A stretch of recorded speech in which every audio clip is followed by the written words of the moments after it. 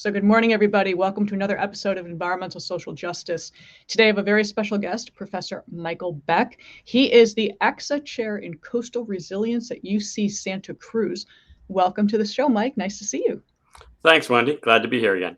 Oh, thank you. And yes, Mike, you are one of the integral people to me even starting ESJ, because you actually said it in one of the classes I taught for Climate Resolve that we titled Insurance 101 for Climate Activists.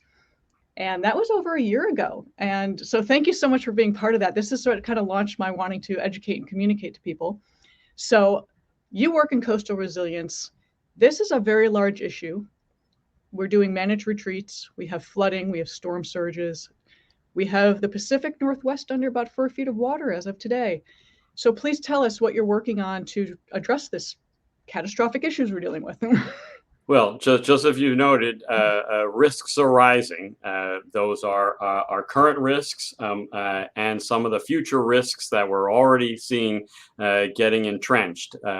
Our team, based at UC Santa Cruz and supported now in part by the AXA Research Fund. AXA is a global insurer and reinsurer, European-based, but work all around the world. And we're separate, supported by philanthropic efforts, but we do collaborate quite a bit, as what we're trying to do is to understand these flood risks, and then quite importantly, identify hopefully nature-based solutions for helping to reduce those risks. And by nature-based solutions, we're talking principally about wetlands like mangroves and marshes, and reefs like coral reefs and oyster reefs, and how they can help protect people and property.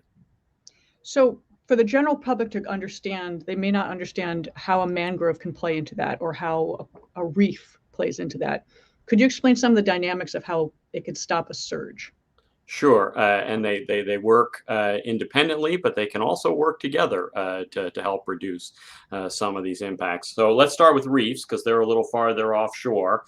So you may have been to Hawaii or some other tropical area with coral reefs, and you're standing on the beach and there's teeny little bits of water lapping at your feet. Maybe you have a Mai Tai or something.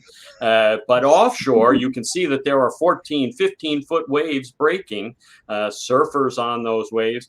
Well, that's the reef working to protect you. So reefs work by breaking waves. So they act just like a low-crested submerged breakwater. So they break all of that wave energy offshore so that it doesn't come and flood onshore. And we showed in earlier work that coral reefs can reduce 97% of the wave energy that would otherwise hit coastlines. Okay, so that's how reefs work. Now, if we talk about wetlands, wetlands work more like a barrier. So if you imagine a mangrove or a marsh and you have storm surge coming into that marsh, that wetland can almost serve like a dam. So it's helping to hold back that water, slow down its flow as it's coming on shore. So that's how it's really kind of reducing surge. It also reduces waves, but it's really the reefs offshore that reduce the waves, and then the wetlands onshore that help stop the surge. So we understand that. One of the things we're seeing with sea level rising, there's a certain level called the calcium compensation depth. So for what people don't know, that means is coral reefs will only exist at a certain depth. If it gets too deep, the coral reef dissolves. How are we going to manage that? When the coral reefs are getting a little too deep, surges are moving further on shore. Are we building artificial reefs or trying to accelerate the growth of natural reefs? Yeah. Anything like that happening out there? Well, yeah, as you mentioned, I mean, reefs are facing a number of pressures from climate change.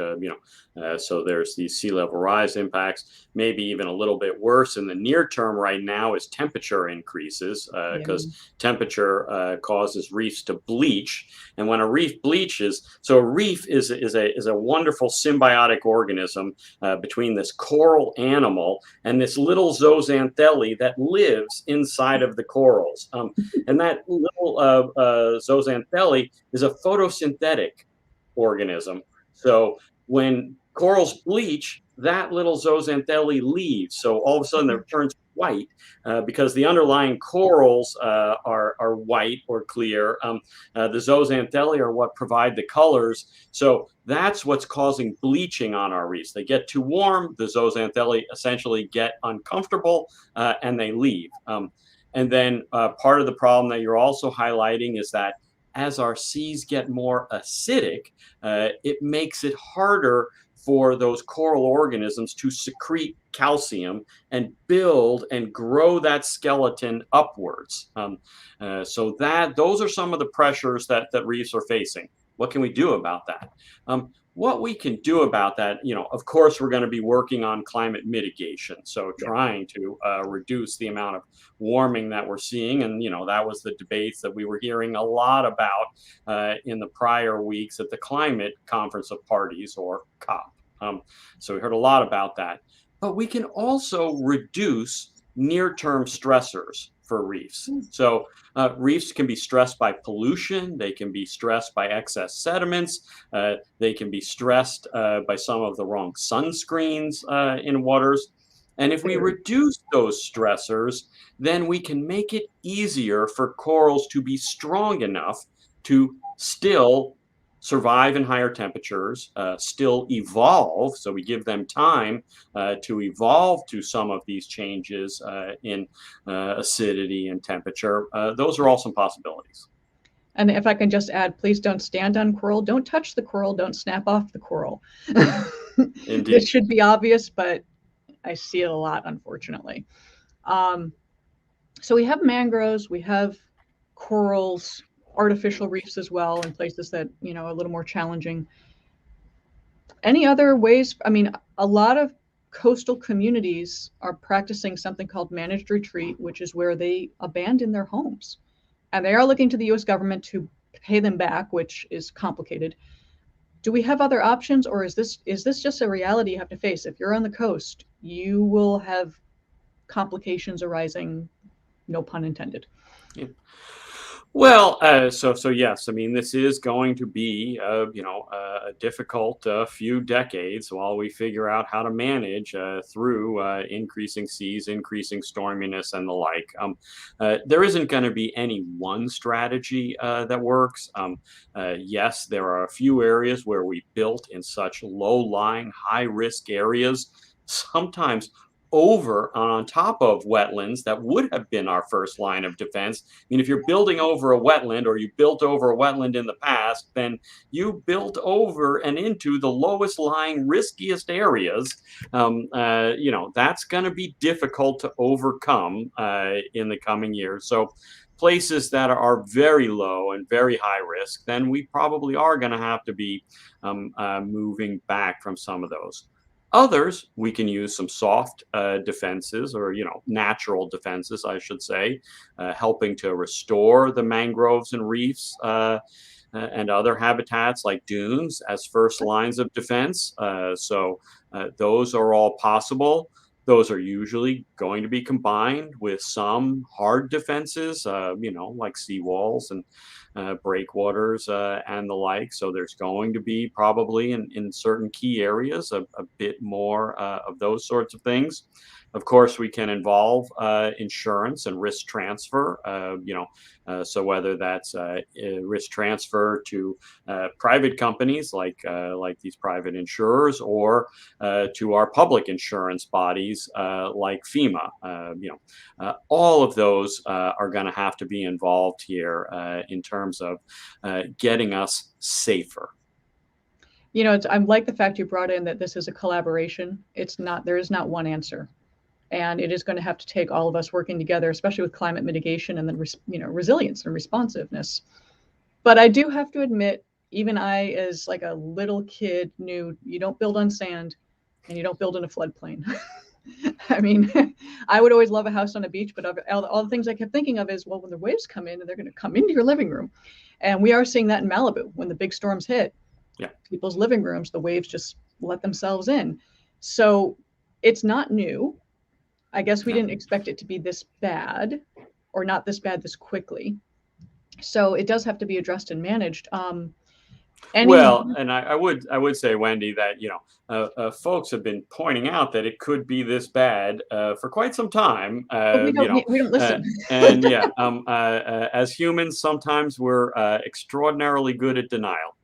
Oh, fantastic at it. I mean, I remember being a child of the 70s and seeing all the environmental ads and people thinking, oh, that won't happen. And as a kid thinking, oh, okay, that won't happen. It happened. It's happening. We were wrong. Yeah. Do you have any advice for people that might live on the coast to be protected or resilient, or, just something they can do to their own property line? Well, we're working on a variety of fronts to help out. I'll paint one example from some work that we recently published. If you look on the Gulf Coast of the U.S., that's an area that faces pretty substantial storm risks, very low lying, Oh, yeah. but it does actually have quite a bit of wetlands left if we leave them in place. But what a lot of property owners do is they build these bulkheads. You can think of it as a vertical wall at the end of your property, right on the coast. Makes for a nice place to pull up your lawn chair and the like. But Yep. but they're actually terrible at storm protection. People think that I've got this little wall here at my property. Isn't that going to be great? No, waves come along and they undercut the wall. And as soon as they undercut that bulkhead, it fails. Oh, yes. And what we've been pointing out is that, the next time these bulkheads fail, then maybe you ought to think about restoring a marsh instead of rebuilding that bulkhead. And then we asked homeowners, well, what would it take for you to consider building a marsh? And basically, they said, some signal, and that signal could be, from the federal government. It could also be from insurers in their policy that said, we'll give you some incentive, either a reduction in policy costs or a build back better policy within your premium and the like within your policy. And those homeowners told us it wasn't something that needed to cover the whole cost of the restoration. It was the signal that was important. So just indicating with some, not enough to cover the whole project, but some funds that would help out, that this is actually an important benefit and will help you in the long term reduce your storm risks. There is a good reason then for a homeowner to think twice and go, maybe it is time to, do away with that bulkhead that's damaged now and rebuild a marsh in its place. This is just one sort of example. I mean, there are many others, but I'd like to try to make it like real, Yeah. for what somebody's facing, after some damages and the decisions that they have to make. I like the fact that the carriers are willing to do that signal and that help, because that's valuable. We haven't quite gotten to that part yet, but I've been having conversations even today with folks pointing out that this could be a very sensible option, and there is actually a place in policies where it could occur. So there are real opportunities here. So stay tuned to that one. That's Helping good. helping to make it happen, hopefully. Yeah, no, and that's what we need. I mean, it can't just be one entity responding. It has to be a collaboration of everyone. And to build upon your fact of the storm walls. So I grew up in Michigan, and on Lake St. Clair, everyone had a seawall. Anyone who had property on the water, they had a seawall. And I remember walking up to that seawall where the grass was and seeing the hole behind it and all the erosion, because it erodes. So then they just rebuild the wall and move it back and move it back and move it back, and they lose their property frontage. And then people would build jetties to trap the sediment, which is great for that property owner, but it starves the sediment on the other side for the neighbor. So that neighbor then gets erosion. So it's kind of a jerk move to do for your community. So, again, Yeah, well, you see coastlines, actually. For me, I have colleagues that I do some of this work with on the Adriatic coast of Italy, and if you look at a photo of the coast of Italy, you see just one groin after another down the coast. Because basically one municipality, it wasn't even an individual home. One municipality builds one to protect a portion of their beach, and the next one has to do the same 200 meters down the line, and the next, and the next, and the next, and so then instead of having managed this problem problem as a regional problem and a loss of beaches. We basically have gone in the most expensive way possible, managed it 100 yards at a time. And that's very true, because I have seen those photos, and I think you called it a groin. I grew up calling them jetties, and they were just these little Sure. sticks and then sediment, little sticks, sediment, and it just goes all the way down. And it's Absolutely. not a resolution for community. It's got to be everybody working together. Same with fire. Everyone's got to work together. That's very valuable information. I love the fact to stay tuned with the insurance carriers to see what's going to happen, because that's ginormously important right now. Is there anything, just before I let you go, because we are coming up to our 20 minutes, any kind of words of advice, or any words of wisdom for people out there that are dealing with this, like the 4-foot flooding in the Pacific Northwest right now? 6 days of solid rainfall. These people were evacuated, and it was kind of out of the blue. I mean, it's not a coastal area. This is inland, and everything just flooded.